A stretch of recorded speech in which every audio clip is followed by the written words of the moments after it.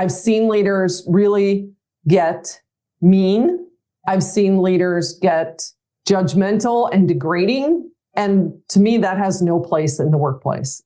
Welcome to Your Intended Message, the perfect place for leaders and promising professionals who want to convey the intended message for greater success.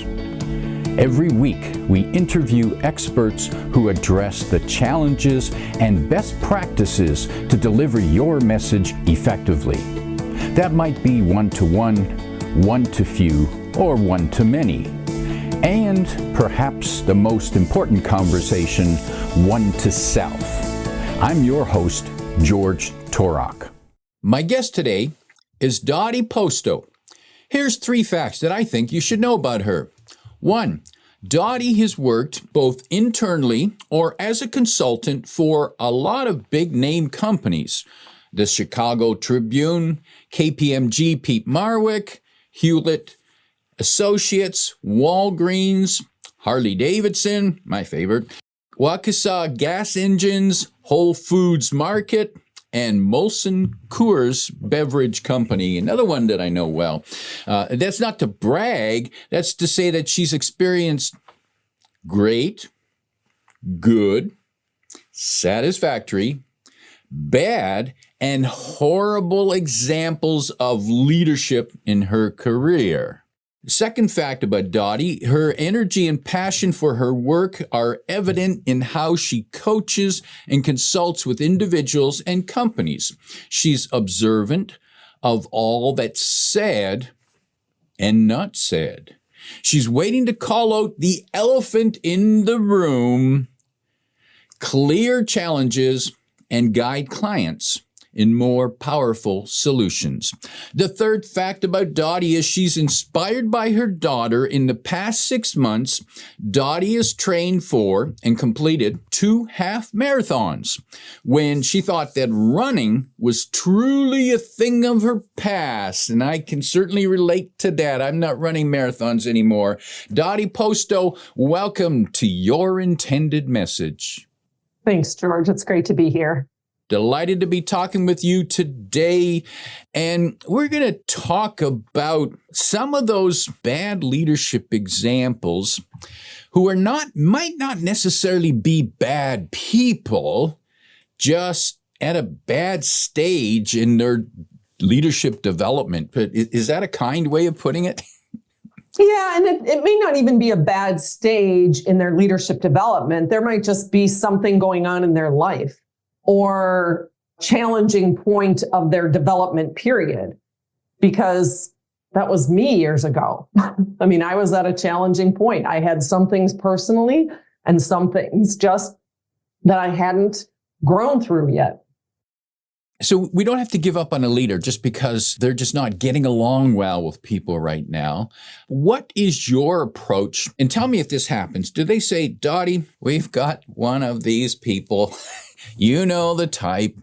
We think they have potential, but right now they're just pissing everybody off. So when you get that kind of call, what's your approach? What are you looking for?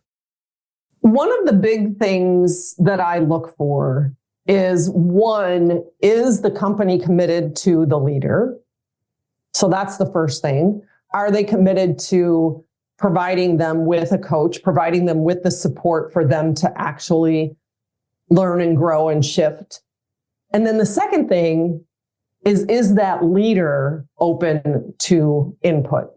And they're both equally important, because this takes time to shift behavior, usually. Some leaders can do it very quickly and can make shifts quickly. And to sustain the change over a long period of time, it usually takes some time. And so the leadership of the organization has to be committed to working through and supporting this leader through their fits and starts and trials and tribulations as they grow through the change. And the leader themselves have to be committed. If they think that there's not a problem with them at all, or that it's everybody else, which sometimes happens, that, I think that's often a huge mistake that people make, is that if they didn't do this, If they didn't do that, if they weren't doing X, Y, Z, if the circumstances were different, then I would be different. That's not the case, because it's trying to change the whole world when really what's happening is it's really your thought about it. How you behave is because of how you're thinking about it and how you're feeling about it. And that's what's making that action, whatever action is causing the, you didn't bring it up, but I will, the does not play well with others on our report card. Some people call it a personality conflict, which I do not like that term. It is, we are in such a brain state of reactivity that something happens out there that we've seen or heard or experienced before, and it's triggering us. And our amygdala is saying, our brain is saying, you're not safe. And it goes into fight, flight, or freeze. Or there's also tend and befriend or fawn that some women do. So a woman might go into people pleasing, might go into, oh, everything's great, everything's fine, and never challenge anyone. Or someone might be in the fight and really go into challenging others and being very defensive and angry and upset. And so there's these two sides of the spectrum that people can react to when they have those triggers. And it's creating, what I work with people to do is create that space of choice to be able to first realize that it isn't what's out there. It's got nothing to do with what's out there. It's what's happening in here and in here. What's going on in our body? What's going on with that ire, that anger, that frustration? And what are the thoughts that are sending me there from an anger, frustration perspective? The anger and the frustration in the individual is causing behavioral problems for them, yet the company thinks that there's something worth salvaging here. What's the shining light that they see? Why even invest in this person? Well, there's a few reasons. One is that behavior wasn't there when they first hired them. And so they know that that's not necessarily who they are, and so the other thing that they might see, or they might have the awareness of, is that the actions don't make the person, that there is the ability to shift. They may also have seen these kinds of shifts in other people, that they've actually been able to support and help other leaders through challenging behavioral situations. And the other reason is that they are bringing in results. They're actually creating results. However, they might be creating an equally significant number or quantity or whatever it would be, or a quality of negative results, people leaving, people shutting down, innovation not being where they need it to be. The creativity and innovation isn't where the company wants it to be. So they know that they're bringing in revenue or they're creating results. They're actually getting things done, and they're just getting a lot of negative feedback or people quiet quitting, things like that. So give us an example of some of the negative part of what we would see in this type of person. Are they simply arrogant and insulting people? Are they screaming and yelling? Are they throwing things? What are they doing that's upsetting people? So those two are absolutely, they can be arrogant. They can be full of themselves. They might be talking over people. And one team that I worked with, I actually witnessed one of the leaders who would just get very physical, not at someone, but in a meeting, he would pound his fist on the table. I actually worked with a team, there were two different companies, where the leader would get very loud, pound their fist on the table. They would be so overpowering that other people would shut down. Other people would just cross their arms and no longer provide input. I did a speaking engagement, and I asked everyone to put on a Post-it note, what were some of the qualities, I should bring that up, of leaders who does not play well with others, or that they saw as a bad leader. Micromanaging, they didn't trust, there wasn't any trust. They were overpowering. They wouldn't listen. They didn't take any input. They might listen to input, but they never did anything with it. They are siloed in either a very small portion of the team or by themselves. They won't meet with their team. They won't provide constructive feedback. They won't develop their people. There's all sorts of different things where this starts to show up. For some of them, they might even go back and forth depending on the audience, that they are very overpowering in one situation and all of a sudden shut down in another. Doesn't always happen that way, but I've seen it happen that way, where they can kind of go in both directions, where they're very overpowering, very arrogant. They'll talk over people. They'll shut other people down. They will criticize and judge other people and their ideas and what's going on in the organization very negatively. Those are some of the things that you might see. And Dotty, when you're called in to work with people like this, so first of all, the company's identified that there is a problem and we would like to save the person. And the person has to agree and say, yes, I've been acting up recently. Or they probably won't give it the same measure that someone else is observing, but they might say, yes, I think there's a problem. Yeah, I agree. So this person has to agree to work with you. You're working to get them to change their behavior. Where does it start? It first starts with an assessment. If I can, we'll do a 360. If they already have a 360, that's where some of the feedback came through. I always try to get them feedback from their leader, feedback from their peers, and feedback from their direct reports so that we can get an accurate and unbiased input if we can. And then we start to also do some self-assessment and really look at, where do you do your best? Where do you feel you're doing your best? Where do you get yourself tripped up or get into a place where you start reacting versus really having the agency to respond in the way that is going to serve the people best?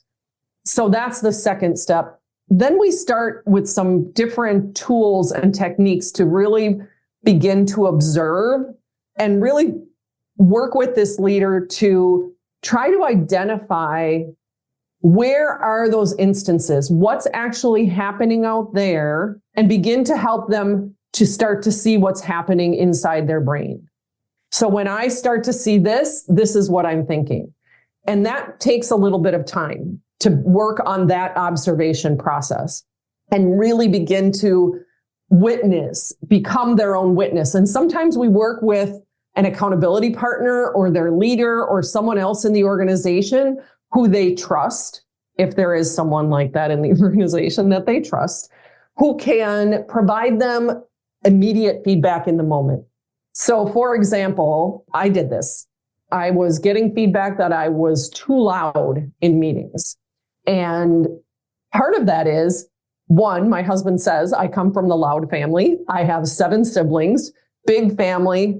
You know, there was a lot going on and everybody was just, in order to be heard, you had to be loud. And so for me, it took me a long time, and I still sometimes have to catch myself that talking like this, which sounds very normal to you, is probably less loud than I was just 5 minutes ago. Because when I get very excited about a topic, I get very animated and my voice starts to get louder and louder and louder.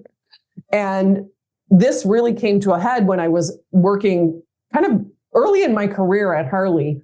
I got that feedback, and I had a peer on the leadership team in the IT department who would help me. And when I would start to get animated or too loud, and not just animated, I should say too animated, like where it was getting too loud, he would do this. He would make sure he sat next to me, and under the table, he would do this just as a cue to help me, like, oh, okay. Because it took a long time, and that took a while for me to start to hear it and realize it, where now I can spot it, I know it, and then I can bring it down. That takes time. So that's another step in the process that I work with them on is there someone who can provide them feedback in the moment? When I was working with a leadership team at Harley, there was one gentleman who would think he was being funny and would make remarks that the team just did not appreciate and were somewhat crass, a little bit rude. And so I would provide that feedback to him after the fact. That one, I didn't do it in the moment. And it only took a couple of times for him. I gave him the feedback the first time and he was like, "Oh, really?"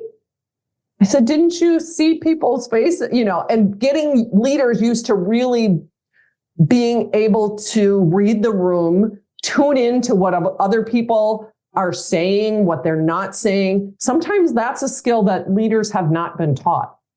So those are some of the key first several weeks that I work with people on. And some of it's really getting into practice and working on that over and over and over. I also do what I refer to as an energy and an energy assessment, where we look at what is everything in your life that you do and what categories, like categorize things into different areas. It's actually a freebie I have on my website already.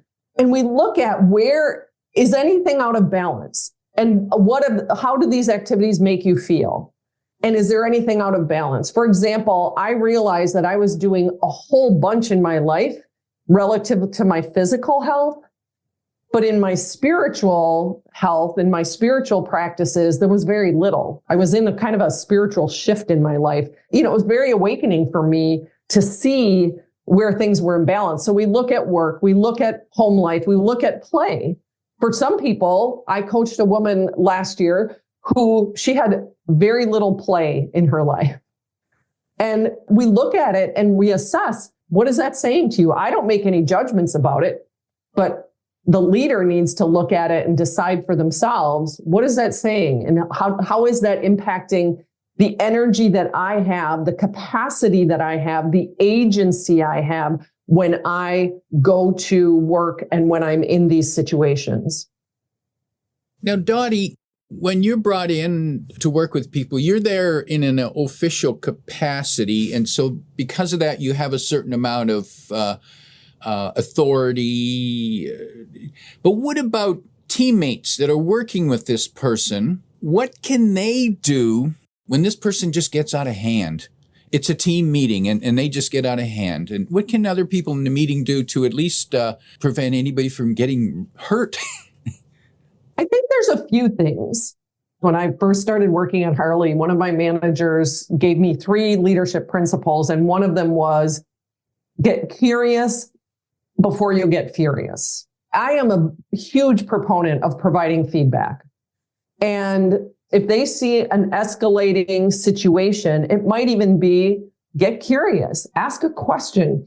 Say, hey, you seem to be getting upset. What's happening that's creating this frustration? Help us understand why you're getting frustrated here.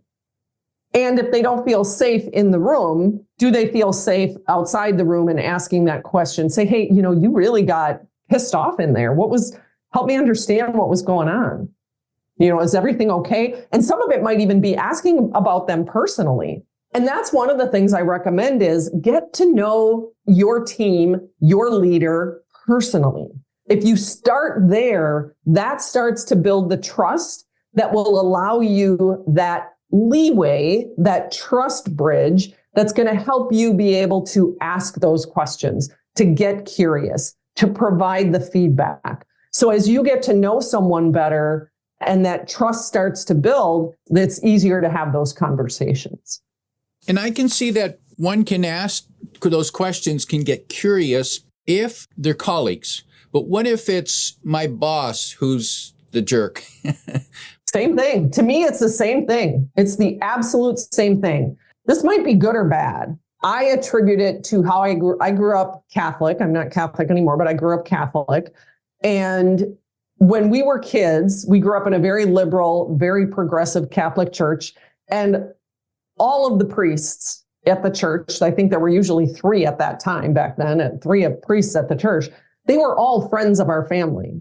They would come over for dinner. They would come out to our picnics. We'd hang out with them and go swimming. We got to know them as people. I never put them on a pedestal. And so as I got into corporate, I never put any one leader on a pedestal.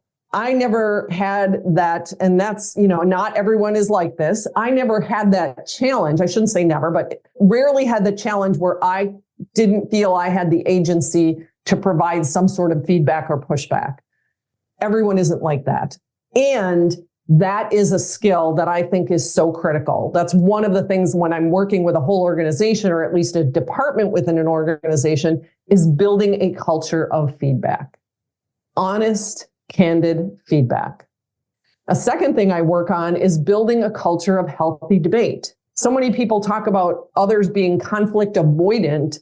Someone said that it is probably very, very rare, probably less than you could count on one hand, that you've experienced true conflict at work. What you're experiencing is discussion. It's working things out. It's debate. Unfortunately, not everybody is skilled in having those constructive discussions, constructive debate, constructive conflict kinds of situations. And they're used to people and things, people making it personal. When it gets personal, when it's about you and not the idea, or even, then people start to take it personally. And some people, when you're just challenging an idea, when someone starts to challenge an idea, they take it personally. I think you're a great person, love it, but I don't agree with how you're moving forward, help me understand, because I don't agree that that's going to work. Now, Dotty, I hear an interesting point there that I think is worth emphasizing, that it's okay. It's expected. Of course, you're going to have discussion, debate, disagreements in the workplace, and one needs a way of differentiating the issue from the person. It's not the person we're debating, it's the issue. Yes. And that's a skill on both sides. The person who maybe makes a judgment or makes some critical statement, that's a skill on that side, and it's a skill on the person receiving it. It's something on both sides that needs to be a learned skill of giving and receiving feedback. Can you tell us some magic phrases that one can use to depersonalize the issues? So one of the things that I do with a leader and their team is I actually encourage a leader to ask people in the team to be a devil's advocate. And so it might even just be, I'm just going to play devil's advocate about the idea that we're discussing. I don't completely disagree. And there's a part of this I'd like to understand more. It isn't making any judgment about the person. If we come off with a statement like, well, that's a dumb idea, someone has to be pretty advanced to not take that personally, because what they hear is, you're dumb. Truly and honestly, that's not what they said. And on the side of receiving it is that it's pretty rare, and it happens because I've seen leaders make it personal. I've seen leaders really get mean. I've seen leaders get judgmental and degrading. And to me, that has no place in the workplace. That needs somehow to make it to that person's leader, that person's HR, that person's whatever part of the organization that is reviewing them and saying whether they're going to get promoted, whether they're going to move on in the organization, whatever. When I worked at Harley and I was the manager of change management, that was the first role I had there. And we had integrated change management into the whole project management methodology. And we were reviewing all of the project managers to see who would get promoted to senior project manager. And one of the elements that they had talked about was how well are they integrating the change management into the project management methodology. And one of the leaders, they had said, oh yeah, he's doing great. This guy's doing awesome. He's on budget, on time, and he's got great reviews from his customers. And I said, whoa, hold the phone. Time out. I have heard from every single person on his team that they never want to work with him again. I said, he's delivering results. He can be the right kind of person to the customer, the right kind of deliverer as it relates to time and money. no one on his last team wants to ever work with him again. He's mowing people over in the process. And that's how you're going to promote them? And you're going to promote him? What does that say to all of those people who work for him? That's what you promote. That's what you support. And you are not going to do anything about that kind of behavior. So those are the kinds of things of how do you make it more integrated into the whole system within the organization of giving and receiving that feedback and making sure that what is the acceptable behavior? Because if you don't have leaders who are observing that behavior at some point or somebody who's observing it who can get that feedback into the system, then the system's broken. Dotty, for people who would be interested to know more about your services and how you might help them, first of all, who are the people that you can best help and how might you do that? I can do leadership development and team development with any leaders. And I also specialize with women who have been given the feedback that they're either too much, overpowering, too pushy, bitchy, aggressive, all of that, or who've been given the feedback that they're too emotional, too sensitive, they're taking things too personally kind of thing. What I do is I help women to find that balance, their own personal balance of power, so they're not seen as overpowering and they're not being taken seriously because of their sensitivities, their emotions. Not that they turn that off. I want to be able to help women be in their authentic self without being overpowering or over-emotional. And we'll have that link in the description below for people to contact you. Dotty, as we prepare to wrap up, if you could sit down with a team leader who has an individual on their team who is a star in terms of their delivering results. However, nobody on the team wants to work with them. And other than calling you in, what 1, 2, or 3 pieces of advice would you give to that team leader to salvage what they've got there? First of all, they need to identify the behavior that is creating people not wanting to work with them and make sure that that player is aware of that behavior and that that behavior won't be tolerated. So they have to at least create some sort of a communication with that person and some sort of expectations. Because if they really don't want that person to piss everyone off and have everyone leave the team, and they still want to create the results, so you want to compliment them and appreciate them for what they are doing in terms of bringing in the results, and tell them, while that is valued in the organization, so is being kind and considerate and compassionate and to the humans on the team.